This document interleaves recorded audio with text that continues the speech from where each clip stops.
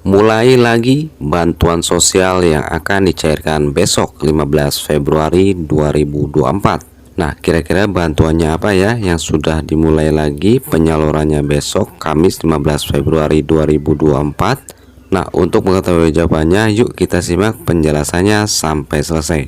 Namun sebelum saya lanjutkan ke informasinya, bagi sobat sosial yang baru saja bergabung di channel ini, yang ingin selalu mendapatkan informasi seputar bantuan sosial yang diturunkan oleh pemerintah, silahkan di subscribe dulu dan diklik juga notifikasi loncengnya, agar nantinya dapat pemberitahuan ketika ada informasi tentang bantuan sosial yang terbaru.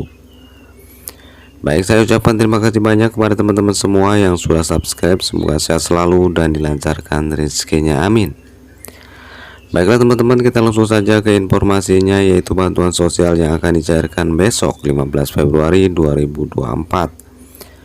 Untuk yang pertama tentu adalah bantuan PKH Program Keluarga Harapan tahap pertama, alokasi Januari, Februari, Maret yang lewat PT Pos Indonesia.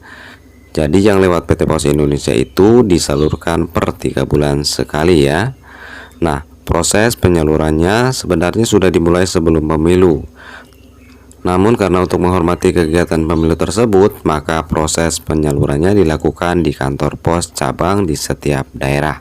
Nah, adapun apabila KPM yang masih belum terbayarkan bantuan PKH-nya oleh pihak PT Pos Indonesia, maka akan dibayarkan setelah pemilu. Dan karena proses penyalurannya itu setelah pemilu, maka nanti akan ditempatkan di titik komunitas seperti di kantor desa atau di kantor kecamatan. Jadi sudah positif ya untuk bantuan BKH per 3 bulan alokasi Januari, Februari, Maret yang dicairkan lewat PT Pos Indonesia dilanjutkan lagi setelah pemilu. Untuk jadwal penyalurannya ada yang dimulai di tanggal 15, ada yang dimulai di tanggal 16. Jadi kembali lagi tergantung kebijakan daerahnya masing-masing ya. Kemudian bantuan kedua yang positif juga lanjut cair setelah pemilu adalah bantuan BPNT alokasi 1 bulan Januari tahun 2024 yang lewat PT Pos Indonesia.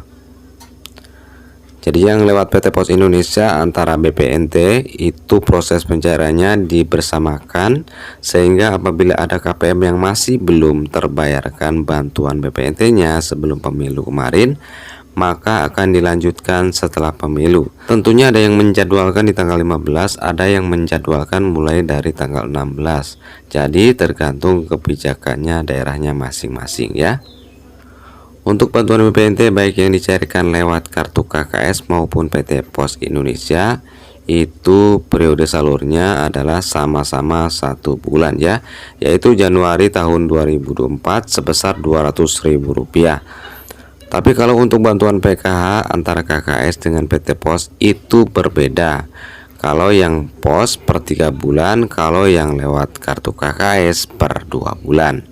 Nah, kemudian bantuan ketiga yang juga positif cair lanjut setelah pemilu adalah bantuan cadangan beras pemerintah berupa beras 10 kg. Untuk penerima bantuan pangan beras 10 kg di tahun 2024 ini, datanya diambil dari data P3KE, yaitu pensasaran percepatan penghapusan kemiskinan ekstrim.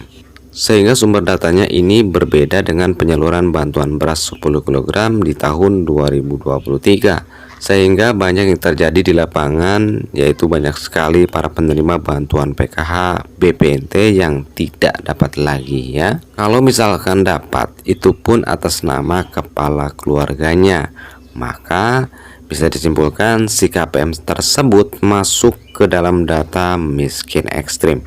Dan kemudian yang terakhir yaitu bantuan yang lanjut ataupun yang dicairkan setelah pemilu adalah BLT mitigasi resiko pangan sebesar Rp600.000 sebagai pengganti dari BLT El Nino.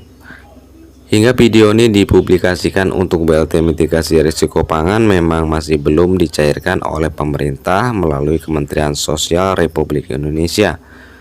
Ada yang lewat pencairannya pos, ada yang lewat kartu KKS. Namun yang jelas sasarannya adalah 18,8 juta keluarga penerima manfaat yang sumber datanya diambil dari data DTKS.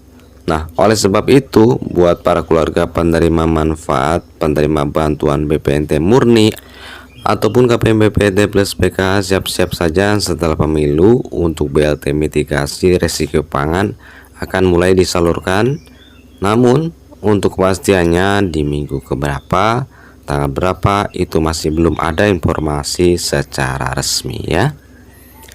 Namun setidaknya ada 3 ciri-ciri jika bantuan BLT mitigasi risiko pangan sudah mulai dicairkan. Kami sudah merangkum 3 ciri-ciri tersebut, maka silakan disimak penjelasannya sampai selesai.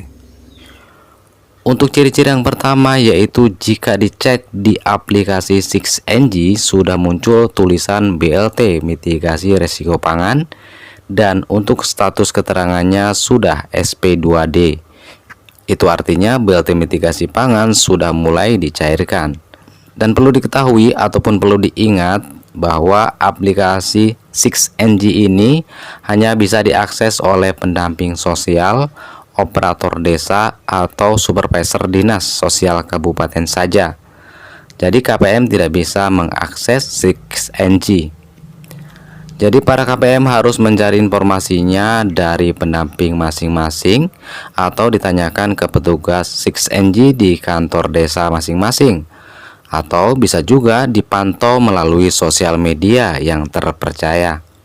Nah, kemudian ciri-ciri yang kedua BLT mitigasi risiko pangan sudah dicairkan adalah biasanya pemerintah baik itu Sekretariat Kepresidenan, Kementerian Sosial, Kementerian Keuangan, atau Kementerian Perekonomian sudah melaunching atau menyalurkan secara simbolis di suatu daerah dan sudah dipublikasikan oleh banyak media.